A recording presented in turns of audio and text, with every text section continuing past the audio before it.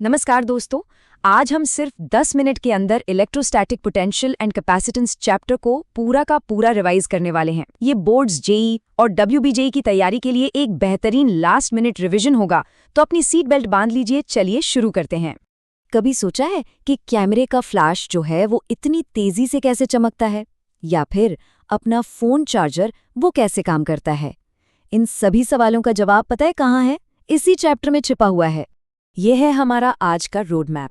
हम electric potential की एकदम बेसिक बात से शुरू करेंगे, फिर देखेंगे कि अलग अलग चार्ज सिस्टम की वजह से पोटेंशियल कैसे निकालते हैं।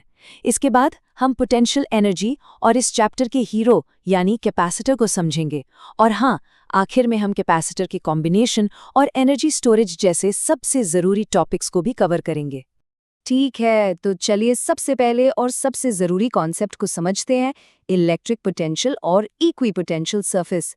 ये नींव है, इसे अच्छे से समझना होगा। तो इलेक्ट्रिक पोटेंशियल आखिर है क्या? आसान भाषा में इसे इलेक्ट्रिक फील्ड का एनर्जी लेवल समझ सकते हैं। टेक्निकली ये एक यूनिट पॉजिटिव चार्ज को इन्फिनिटी से इलेक्ट्रिक फील्ड के किसी पॉइंट तक लाने में किया गया काम है। और याद रखने वाली बात यह है कि ये एक स्केलर क्वांटिटी है, मतलब इसमें कोई डायरेक्शन का झंझट नहीं, सिर्फ वैल्यू होती है। इसका फॉर्मूला तो बहुत ही सिंपल है, V = W/Q, जहां W है वर्क डन और Q है चार्ज। और इसकी SI यूनिट होती है वोल्ट, जिसे हम जूल पर कूलम भी कह सकते हैं। असल दुनिया में ना किसी एक पॉइंट के पोटेंशियल से ज्यादा जरूरी होता है पोटेंशियल डिफरेंस। ये एक चार्ज को एक पॉइंट से दूसरे पॉइंट तक ले जाने में किया गया काम है। यही पोटेंशियल डिफरेंस, या जिसे हम वोल्टेज कहते हैं, चार्ज को फ्लो करवाता है, बिल्कुल वैसे ही जैसे पानी हमेशा ऊंची जगह से नीची जगह की ओर बहता है। अब इलेक्ट्रिक फील्ड और पोटेंशियल के बीच का रिश्ता समझते हैं। ये बहुत बहुत ज़रूरी कॉन्सेप्ट है। फॉर्मूला है E = -dV/dr। अब यहाँ जो नेगेटिव साइन है ना, इसका एक गहरा मतलब है। ये बताता है कि इलेक्ट्रिक फील्ड हमेशा हाई पोटेंशियल से लो पोटेंशियल की डायरेक्शन में होती है। मतलब जिस डायरेक्शन में पोटेंशियल सबसे तेजी से गिरता है, इलेक्ट्रिक फील्ड उसी तरफ होती है। अब बात करते हैं इक्वी पोटेंशियल सरफेस की। जैसा कि नाम से ही साफ है, ये एक ऐसी सरफेस है जिसके हर एक पॉइंट पर पोटेंशियल सेम होता है। तो जाहिर है इस सरफेस पर चार्ज को मूव करने में कोई काम नहीं करना पड़ता, क्योंकि W = Q ΔV, और यहाँ तो ΔV 0 है। और हाँ, एक बहुत ज़रूरी पॉइंट, इलेक्ट्रिक फील्ड हमेशा इन सरफेस के परपेंडिकुलर यानी 90 डिग्री पर होती है। चलिए अब देखते हैं कि अलग अलग चार्ज सिस्टम्स, जैसे कि एक अकेला पॉइंट चार्ज हो या एक डाइपोल, उनकी वजह से पोटेंशियल कैसे कैलकुलेट किया जाता है। एक पॉइंट चार्ज का पोटेंशियल निकालना बहुत सीधा है। V = kq/r। ये सिर्फ दूरी r पर डिपेंड करता है। लेकिन एक डाइपोल का केस ज़्यादा इंटरेस्टिंग है। इसका पोटेंशियल होता है V = kp cos θ/r²। यहाँ दो चीज़ें ध्यान देने वाली हैं। पहला, पोटेंशियल 1/r² पर डिपेंड करता है, मतलब दूरी के साथ ज़्यादा तेज़ी से घटता है। और दूसरा, ये एंगल थीटा पर भी डिपेंड करता है। डाइपोल के एक्सिस पर पोटेंशियल मैक्सिमम होता है और इक्वेटर पे 0। अब आते हैं इलेक्ट्रिक पोटेंशियल एनर्जी पर। ये वो एनर्जी है जो चार्जेस के एक सिस्टम को, कह सकते हैं, इकट्ठा करने में या बनाने में लगती है। दो चार्जेस के सिस्टम की पोटेंशियल एनर्जी का फॉर्मूला है U = K × Q1Q2/r। देखिए, अगर चार्जेस सेम साइन के हैं तो वो एक दूसरे को रिपेल करेंगे। उन्हें पास लाने के लिए हमें काम करना पड़ेगा, इसलिए एनर्जी पॉजिटिव होगी। और अगर चार्जेस ऑपोजिट साइन के हैं तो वो एक दूसरे को अट्रैक्ट करेंगे, सिस्टम खुद काम करेगा और एनर्जी नेगेटिव होगी। तो अब तक हमने थ्योरी की बात की, अब आते हैं इस चैप्टर के असली हीरो पर, कैपेसिटर। एक ऐसा डिवाइस जो इलेक्ट्रिकल एनर्जी को स्टोर करता है। कैपेसिटेंस क्या है? ये किसी भी कंडक्टर की चार्ज को स्टोर करने की क्षमता, उसकी एबिलिटी है। ये बताता है कि कितना चार्ज स्टोर करने पर कितना पोटेंशियल बढ़ेगा। जितनी ज्यादा कैपेसिटेंस, उतनी ज्यादा चार्ज स्टोर करने की ताकत। इसका फॉर्मूला है C = Q/V।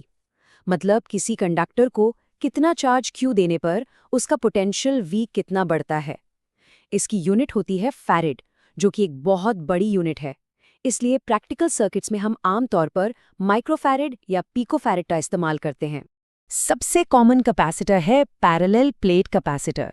इसका फॉर्मूला है C = ε0A/d। अब यहाँ पर एक बहुत ज़रूरी एग्जाम ट्रिक है, इसे गांठ बांध लीजिए। किसी कैपेसिटर की कैपेसिटेंस सिर्फ उसके डायमेंशंस, मतलब प्लेट का एरिया, उनके बीच की दूरी और उनके बीच के मीडियम पर डिपेंड करती है। उस पर कितना चार्ज Q है या कितना वोल्टेज V है, इस पर बिल्कुल डिपेंड नहीं करती। अब देखते हैं कि जब हम कैपेसिटर्स को सीरीज या पैरेलल में जोड़ते हैं तो क्या होता है। न्यूमेरिकल्स के लिए ये टॉपिक बहुत ही ज़्यादा ज़रूरी है। ये टेबल सब कुछ साफ कर देती है। देखिए, सीरीज में चार्ज को बहने के लिए एक ही रास्ता मिलता है, इसलिए हर कैपेसिटर पर चार्ज सेम रहता है, लेकिन वोल्टेज बढ़ जाता है। यहाँ इक्विवेलेंट कैपेसिटेंस का फॉर्मूला रेजिस्टर्स के पैरेलल वाले फॉर्मूले जैसा है, उल्टा। वहीं पैरेलल में हर कैपेसिटर सीधा बैटरी से जुड़ा होता है, इसलिए सब पर वोल्टेज सेम रहता है, लेकिन चार्ज बढ़ जाता है। और यहाँ इक्विवेलेंट कैपेसिटेंस के लिए हम उन्हें सीधे सीधे ऐड कर देते हैं। हमारे आखिरी सेक्शन में हम देखेंगे कि कैपेसिटेंस को बढ़ाया कैसे जा सकता है और एक कैपेसिटर में कितनी एनर्जी स्टोर होती है। अगर हम कैपेसिटर की प्लेट्स के बीच हवा की जगह कोई इंसुलेटिंग मटेरियल, जिसे हम डाइलेक्ट्रिक कहते हैं, डाल दें तो उसकी कैपेसिटेंस बढ़ जाती है। पता है क्यों? क्योंकि डाइलेक्ट्रिक पोलराइज होकर प्लेट्स के बीच की इलेक्ट्रिक फील्ड को कम कर देता है। इससे प्लेट्स पर और ज़्यादा चार्ज स्टोर किया जा सकता है। नई कैपेसिटेंस C' = K × C हो जाती है, जहाँ K उस मटेरियल का डाइलेक्ट्रिक कांस्टेंट है। एक चार्ज्ड कैपेसिटर में एनर्जी स्टोर होती है और इसके 3 फॉर्मूले हैं। अब एक बड़ा सा एग्जाम अलर्ट, कौन सा फॉर्मूला कब यूज करना है ये जानना बहुत जरूरी है। यहीं सबसे ज्यादा गलतियां होती हैं। अगर कैपेसिटर बैटरी से जुड़ा हुआ है, मतलब V कांस्टेंट, तो U = ½ CV² यूज करें। और अगर कैपेसिटर को चार्ज करके बैटरी से हटा दिया गया है, मतलब Q कांस्टेंट, तो U = Q²/2C यूज करना है। ये गलती बिल्कुल नहीं करनी। चाहिए जाने से पहले एक फास्ट फॉरवर्ड रिवीजन करते हैं सारे ज़रूरी फॉर्मूलों पर। V = W/Q, E = -dV/dr, C = Q/V, series और पैरेलल के फॉर्मूला और एनर्जी का फॉर्मूला, इन्हें दिमाग में अच्छे से बैठा लीजिए। तो इस पूरे चैप्टर का निचोड़ क्या निकला? यही कि पोटेंशियल हमें चार्जेस का एनर्जी लैंडस्केप बताता है और कैपेसिटर वो खास डिवाइस है जिन्हें हम इस एनर्जी को बहुत अच्छे से स्टोर करने के लिए डिज़ाइन करते हैं। अब जब कैपेसिटर की वर्किंग समझ में आ गई है, तो क्या अपने आसपास के 3 और ऐसे डिवाइस के नाम सोचे जा सकते हैं जिनमें कैपेसिटर का इस्तेमाल ज़रूर होता होगा? सोचिए, हमारे पंखे के रेगुलेटर के बारे में या कंप्यूटर के मदरबोर्ड के बारे में। अपने जवाब नीचे कमेंट्स में ज़रूर बताइएगा।